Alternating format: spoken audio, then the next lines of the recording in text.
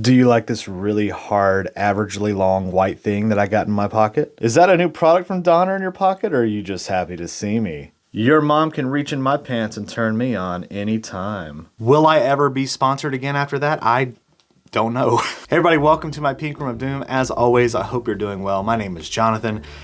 If that's your first impression of me, strap in. Or strap on, I guess, if your mom has her lady friend over for the week. That's 2 in 1 video. What are we talking about? We're talking about the Donner Pocket Go. This is a little like preset pedal thing that you can kind of throw in your bag or put in your pocket, as I showed you there in the beginning of the video. And they did send this out to the channel and they are sponsoring this video, so thank you very much, Donner. As always, the links are in the description if you'd like to go check one out. And then we're using the Donner Hush X Pro to get some tones for you guys out of the Pocket Go. So you can check one of those out too. Use the code Flamingo at checkout, get 15% off of your order. Greatly appreciate it. With that being said, let's talk about this little bad boy here. So this is like a little multi-effects preset pedal thing. As you can see, it's very, very basic. It's 3 buttons. You have some things on the back where you can plug in your guitar. You can out your guitar into your audio interface and record that way, or you can record via USB-C, which you do get a USB cable included. You can also charge it with the USB-C cable because that's usually the primary use of a USB-C cable. But it is battery powered, so you can just turn it on like that and you'll get some pretty flashing lights when you do. You do have a volume wheel right there to turn things up and down as necessary. And then you have a headphone port for silent practice. So with the Pocket Go, you do get 7 different banks, which you do channel them up and down by, get ready for it, I know I'm about to lose some of you, pressing both buttons at the same time up and down like that. So the middle one's always pressed and you either press the right or the left to change between the 7 banks. And you can have a total of 21 presets, which are all editable via the app on your phone or tablet. And you do have iOS or Android. How do you get to that app? Well, you got to go to your instruction manual. And I believe on page like 14, there's a little QR code you scan and it takes you right to the app, which is on MVAV's website, which is weird, but it works. So first impressions of the Pocket Go, it's nice and sturdily built. I like that. Nice and easy to navigate. The app is easy to gain access to once you download it. It's all like, I don't know if it's like Bluetooth or something, but you just open the app, hit the little lines at the top, connect it, it's right there, you're good to go. And once you get in there, you can edit everything. You have, you know, your amps, your preloaded IRs, which you can upload your own IRs if you want to do that. You have a couple different effects in there. It's not like the most versatile thing in the world, but you know, reverbs, delays, modulations, things like that. Really, really cool. Here's the thing that I did not like about the Pocket Go, and that is the presets that come with it. I'm not a fan. I was really, really hoping that you could get in here and tinker with them, which you can, obviously, and you can save your own in there. But that was one big thing. If you could not get in there and it was just whatever was built into it, I would have said this is a no-go because it's just really not up to my standard. I mean, these things are like, I think they're like 50 bucks. So, you know, take that for what you will, but the presets that came with it, just I'm not a big fan of, if I'm totally honest with you, which I always am. So with all that being said, I'm gonna go ahead and get this thing plugged in. I'm gonna set it in front of camera 2, which I'll get going in just a second. And then we'll go ahead and get some tones for you guys. I do have 3 tones on the very first bank that I've already kind of set up to my liking. There's one that I'm kind of like still working with, but it sounds pretty okay for what it is. And I figured I'd show that to you, which I'll go ahead and get to that. And let's go ahead and get into it. All right, so I got everything ready to go. Again, we are using the Hush X Pro, also by Donner. And yeah, we're just gonna go ahead and play through some of these. So on the red settings here, so these are the, this is the first bank. I've already set some of my own presets. So we'll just run through these really quickly. And yeah, you can tell me what you think about it down in the comments.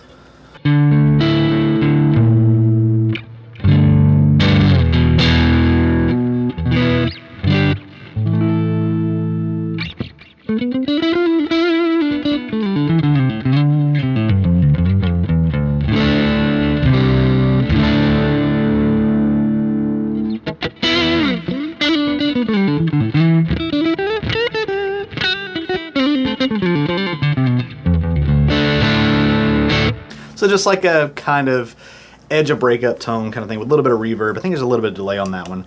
Second channel.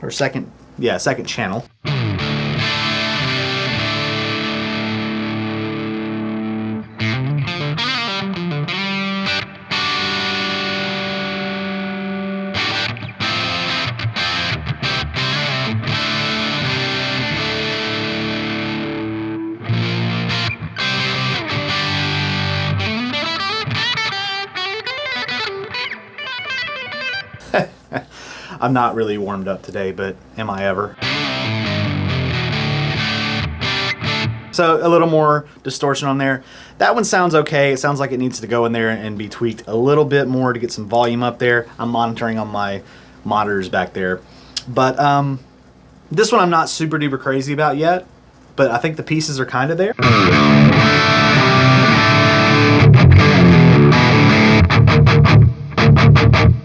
I think there's a little bit of reverb on that one too.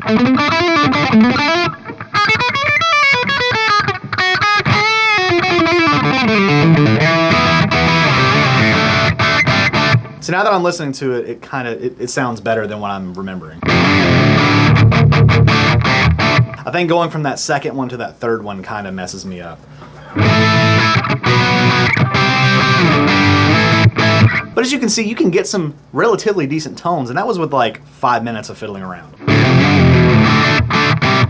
Now let's go ahead and change the bank here and see if I can't find some of these tones that I was telling you about before. Generally speaking, the first one on each is a clean tone, the middle one's like an edge of breakup, and then the third one's like a high gain of some form or fashion. Now you'll probably hear some kind of like flangery kind of things, and I think that's what's causing these tones to not be that great, because a lot of them have flanger on it or some kind of chorus. But the cleans all generally sound pretty good.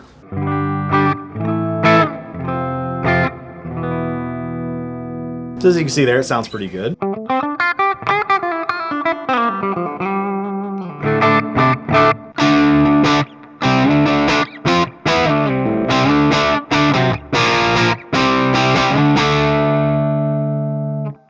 That one's not bad either. I mean, you put it on like a single coil kind of sound. Like, that's actually really, really good.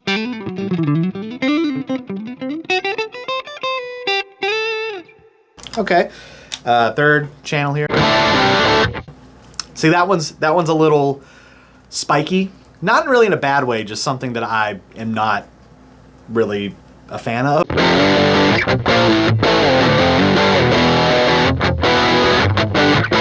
Hey, so future Jonathan here. I hope I'm not blurry as hell, but if I am, I'm sorry. I've tried. Anyway, so I'm editing the video that you're currently watching here. And you probably just heard me say, like, oh, it sounded kind of pokey, kind of spiky, whatever I said.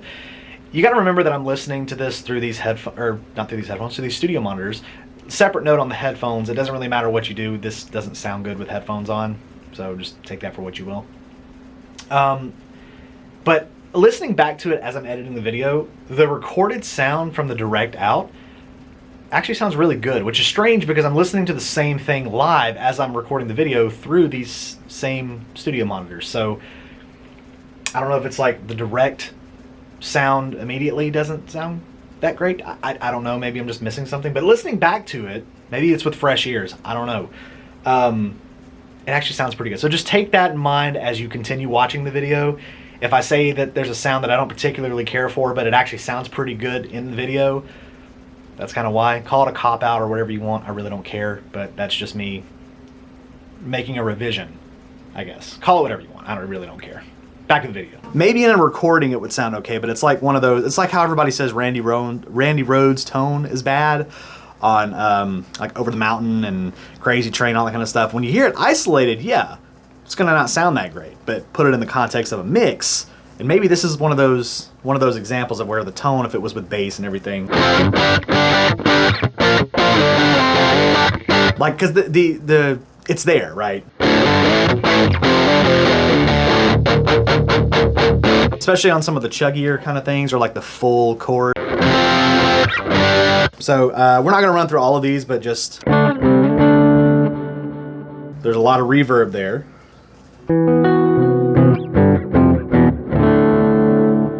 Okay. That reminds me of, you know,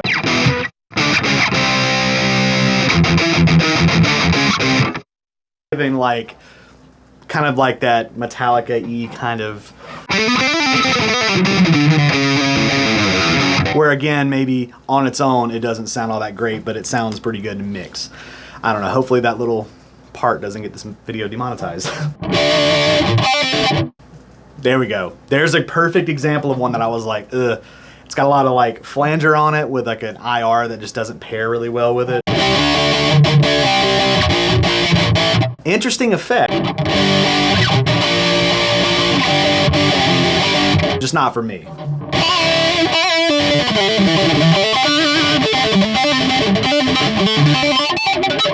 I mean, you can kind of get something out of it. Maybe kind of Eddie Van Halen-esque. Clean. So this has got a tremolo on it.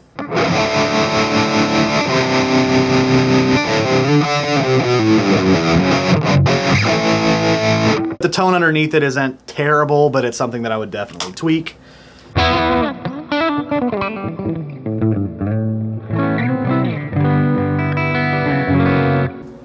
So, you know, kind of like a spacey kind of sound.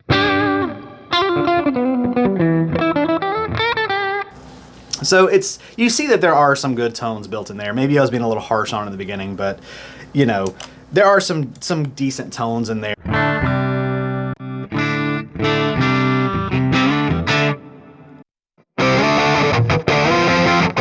That one sounds pretty okay. It's not spades off from what I had on my third preset on the red channel.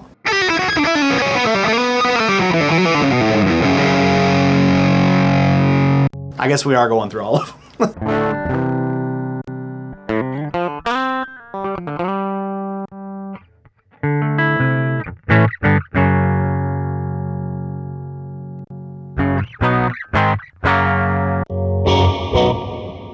So like there's one that maybe isn't desirable at all.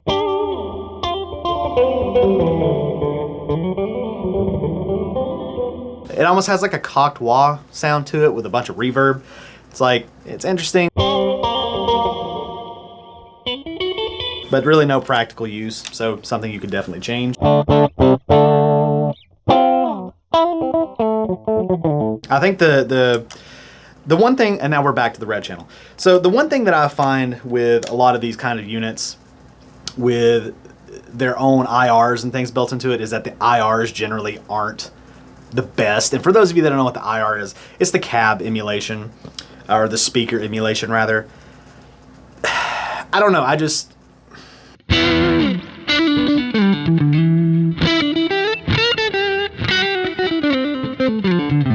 They're not all bad, but there are some that I would probably never use. Like I said, back on the red channel here, yeah, the red bank, whatever you want to call it, those are ones that I kind of found that with just a couple minutes of noodling, tweaking some EQs, things like that, I was able to find some usable tones. But for the money, I mean, it's got potential. It does have its potential. It just needs somebody that knows what they're doing to get in there and mess with the tones. Are all of the presets bad? No. Are some of them pretty unusable? To me, yes. But that doesn't mean that the pedal itself is unusable. It has a lot of potential. So I think for the money, and from a name like Donner, I mean, I've touted on this channel a lot that I really do genuinely like a lot of Donner's products. They do make really good products for the money. So if you want to pick one up for yourself with a 15% off discount, go check the link in the description, get yourself one of those, or get yourself the absolutely beautiful Hush X Pro and have yourself a great travel guitar or something kicking around the studio if you want something to kind of noodle around on. Those are great too. You can get that for 15% off too. Link down there in the description. So with that being said, my name is Jonathan. Thank you so much for checking out this video. Hope you enjoyed it. Let me know what you think about it down in the comments, because I know you will. And tell your mom I said, hey, when you get off this video, because that's our thing here, I guess. But anyway, y'all be safe. Make sure you subscribe, like the video. Catch you in the next one.